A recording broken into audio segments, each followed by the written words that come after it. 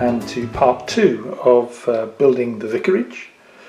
You'll recall at the end of the last video I just made my first mock-up, or second mock-up, with the revised design and put the Scalescenes paper around, and was then going to move on to actually building. In this video we're going to set about building the real thing. In the last video I mentioned a number of times the value of doing a mock-up. The thing I should also have added is the value of then sleeping on it before you do anything more. This was the mock-up that I produced. That was the original design, which was much grander and was cut back. This is the one that I've now settled on, and I'm happy with the design. This was very much a mock-up with a wraparound of Scalescenes paper. If you haven't seen part 1, you might want to go and have a look at part 1 because it'll explain how we got to this. At the end of the video I mentioned two things. One was the importance, because I cut this out as one long continuous piece of paper and scored the edges and bent round. The importance that this edge must be exactly the same length as that, and similarly these. Otherwise, as you may see with this one, it's a bit out skew width because this is a millimetre longer than this. And also that I'd used 200 GSM card for this, which would strengthen as I put strengtheners inside. But dwelling on it overnight convinced me of two things. First, it would be better to have the individual, each wall as a separate wall, which was then going to be joined together, because any imperfections in my cutting out, remembering this is all going to be cut by hand,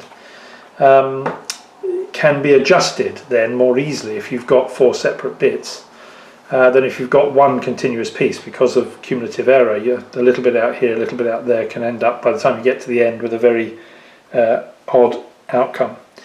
And I also concluded that actually the 200 GSM card is too thin. It's too thin for cutting, really. The slightest slip and you can end up tearing the card, so you pull off the top layer of the card rather than cutting right through it. So it needs something just a bit stronger, particularly given that some of the pieces of card that are going to be left are really quite thin. So it was out to Ryman's to get myself some thicker card, and I did indeed get another pack because I'd almost run out of this stuff, which is 400 GSM card. It's probably 0.5 millimetre thick. This is not very, very thick card, but it has a lot more strength in it than the 200 GSM. So what you see in front of you is the outcome of that work. The first thing I had to do was slightly redesign this. You may remember the window openings were too large, so they've been slightly reduced in size, which I think will work better. And what I've now managed to do is to cut out, that's the front of the building. Those are going to be where the bays are, but I may want to put lights in, so I want light to come out. With the Metcalfe terraced houses, they put a big piece of black paper there. So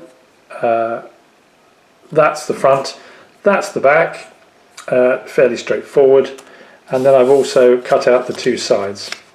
So the next thing to do is going to be to put some of the Scalescenes paper on here. This will also allow me actually to match up the lines of the stone, perhaps rather better than having a big brick of Portland stone bending around a wall, which would look rather odd. So that's what I'm going to go off and do, and I'll come back once we've got this paper on and the 4 walls together. Welcome back. Well, here we are, a couple of days later. Not that it took me a couple of days to do this, but working on and off. Here we have the vicarage now with the walls put together, the base is in, and the upper floor, well, before the roof goes on. I did, you can just probably pick that up, use the coins that were in the Scalescenes kit. They take some cutting out, it has to be said. If I can get this in focus and show you. Those are the coins. and I scored a line before I cut them out right down the centre, and then cut out one strip, and obviously then cut out the individual bits, so that once it's cut it folds very easily, and then goes on to the property. The bay windows are on. They look okay, I think. And I've also put the decoration above the door. I suppose it's a lintel of some description. They seem to go okay, and the ones on the end look all right as well. In the end, as I said, I did these as separate bits, and the way that I worked it was that the two outer walls overlap, so the side walls go in between, so the total length is 7 as I wanted, and that's gone together quite well. So the next thing to do is to do the roof, and also to do the porch area that will be here, to finish off the entranceway.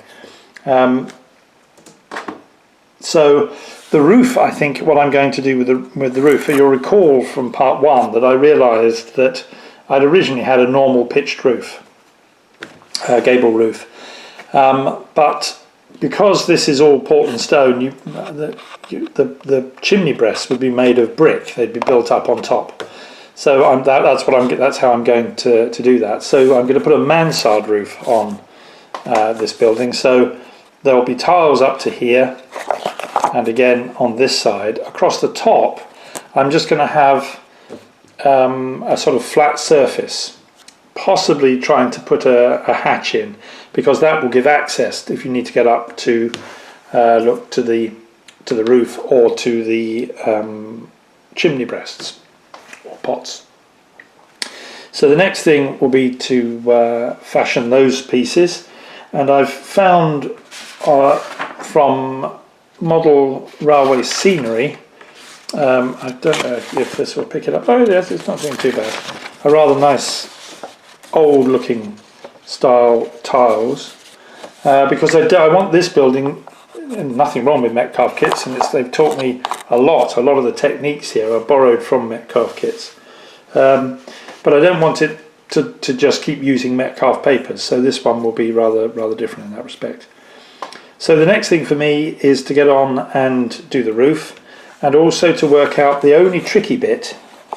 The porch roof here will slant, as you might expect, sort of like that, though only not quite so aggressively. In here will be a little triangle section, obviously, which closes this end off, which also slants up, and all I've got to do is work out how to sort the angles for that out. I think, as I said in the last video, I'd had a try, and I think I know how to do it, but I now need to test whether that's right. So we'll see how that goes.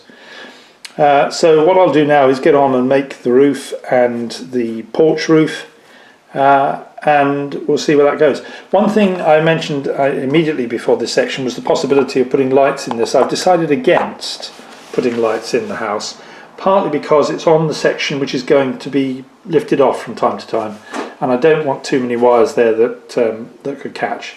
And anyway, if the lights are on in the church, the vicar won't be in the house, so that's all right. Okay, see you in a minute. Well, here we are back again, and the roof is on, the mansard roof is on, and the porch roof is on, more importantly.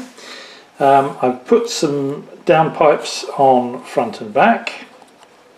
They've been rather fiddly to do. There's a bit more glue there than I would really quite like, but never mind. A few daubs of weathering will seem sort of cover that up. I used the the Model Railway Scenery tiles, and I think they look quite good. I also got from them a paper which was cracked asphalt and concrete to provide the paper for the top. This doesn't yet have a hatch. I'm trying to still cudgel my mind how to put the hatch in, and of course I've got to put the chimney press in, which are going to be brick built and fix on top, which I will be doing next. The only other thing that's left to be done now is to put the porch steps in, so that you don't have to make a huge leap through the front door up what probably in scale terms is probably the best part of 2.5 foot. So we'll put the steps in. The porch I'm really quite pleased with. As you can see, I've put flashing on. That's Scalescenes Papers, which I showed you before, I think. And I've used flashing also to hide the joins on the roof, and it actually finishes the roof off quite nicely. This is a single piece of card with two 45-degree cuts made at the end, and this was really partly by trial and error.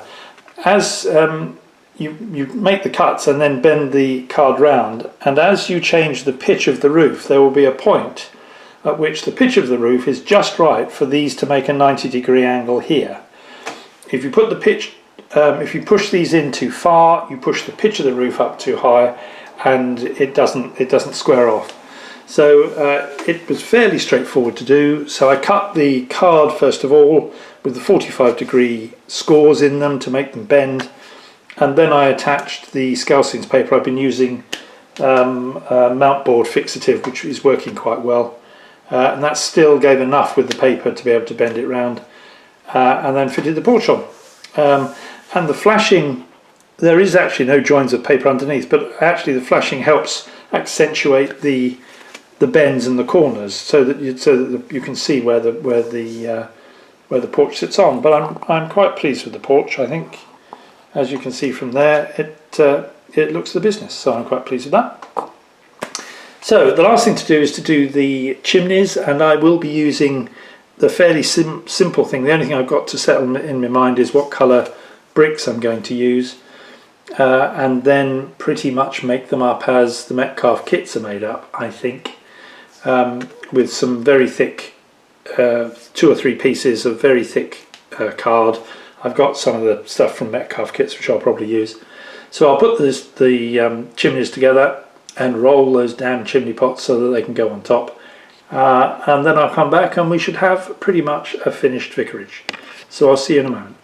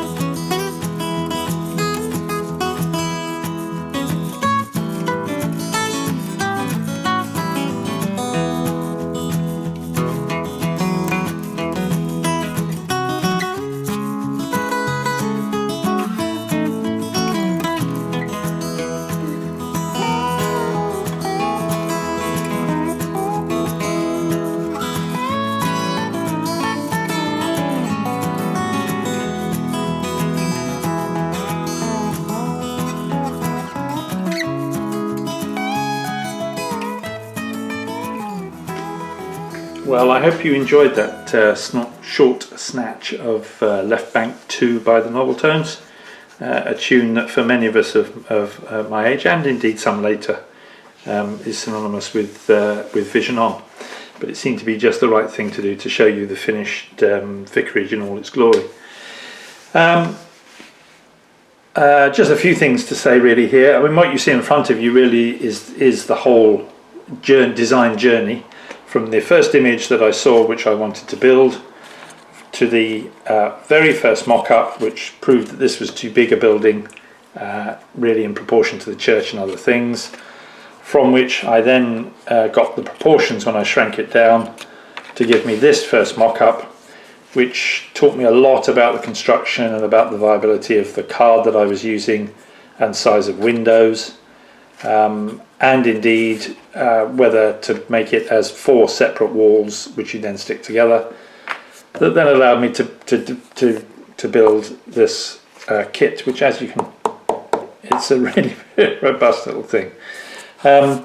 The only bits which I probably need to say from the last section, the chimney pots are made from the brown card that's used as spacing cards. I've got some here which I did as a mock-up. These aren't actually, if I can show you here.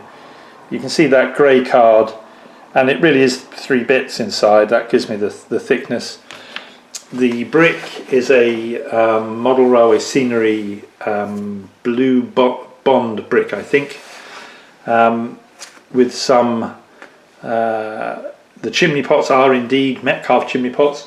On the Metcalfe site, if you want to try and use chimney pots of a slightly different colour, there is a free download sheet which gives you different curtains and different chimney pots, so you can have different coloured chimney pots and things. And I will put at the bottom of the video a link to everything that I've used to build this model. Many of them cost very little, and I already had them. I don't think I've actually spent any money. I have spent some of my points from being in the railwaymodeler.com club, which I pay for, and from which you get access to quite a lot of the textured sheets and other kits. You gain points by being a member on one thing or another, and from that you can download them by spending your points, so it's a damn good thing to be part of. And I'll put a link to that as well in case you're interested in doing that. The chimney pot sit, this is a piece of an offcut from one of the plasticard sheets that I had. Actually, that I made the lintels for some of the walls, capping stones for some of the walls, which I painted up, but they've gone quite nicely, which I've edged in red very gently. I don't know if you can see this wonderful edged red. You might just be able to pick that up. But left them the rather dull grey browny colour, and that seems to work all right. The entrance hatch is simply no more than, again, 2 pieces of those grey card just painted with black acrylic paint, which I think is a bit of a mixture to give it a more grey colour. And the front step, which I'm very, very pleased with, is 2 pieces of the evergreen styrene strip, actually the ones that I was making the gravestones from, but they're just right in proportion to each other, and again painted with red acrylic paint with, I think it's a mixture, so the red was quite bright and I dulled it down a bit, but that's just acrylic paint straight onto them, and 2 coats, and they were absolutely fine. And of course there is the rear step too. And that's about it, really. That's the journey that we've had, really how I go about designing a scratch building and then setting about building it and overcoming the design requirements as you go along. Oh, the only other thing to mention with the chimney pots, I don't know if you can see, they're black inside. Usually when you get the Metcalfe chimney pots, they're printed with a blackened back. The downloadable sheet isn't blackened back, and I'd forgotten that until after I'd rolled them all up and put them on these very white internal chimney pots. So I'm afraid that was a case of getting a very fine paintbrush and getting in there with some black acrylic paint and just painting them down. But that's worked absolutely fine. Sorry to interrupt the space-time continuum here, but one of the joys of putting this out in 2 parts is that after the first one was published, George Wyatt gave me a very helpful comment and solved something that was sitting in the back of my mind. When I saw the finished house, I was really pleased with it, but there was something nagging at the back of my mind. And he pointed out that a house of this size would have substantial lintels, sills, not lintels, sills. And that was it. That's what was missing. The windows were too flat. And so I've nipped out to the local Harbour and Hobbies in Edinburgh and got myself some styrene, strip styrene. I didn't have quite the right thickness, and even then when I got home I'd still managed to buy the wrong thing. So a little bit of work with the with my craft knife to cut the sills down to be right. They're not entirely all even, but actually I think that gives the house a bit of character, shows it's lived a bit. And as I'll go back to what was meant to be the end of the video in a moment, but as you can see here, the sills just give it a 3D effect and just finish the windows off, I think, So thank you very much, George. Very pleased. As I said at the time, you solved something that was at the back of my mind and I couldn't think what it was. But my windows now all have sills and I'm really pleased about it. So to return the time continuum back to normal, I'll take you back to, when was it I did this? Last Sunday, instead of being Saturday the 18th of March. So, thank you very much if you've been watching. If you've liked the video, please like, and if you haven't subscribed before, please do subscribe. And I think what I'll do just for the last few minutes, or minute or so, is actually get some trains running, because this, if you've been with me on this journey now, we must be somewhere in the region of about 35-40 minutes and not a train has run. So thanks very much for watching. Hope to speak to you again. Until we do, bye bye.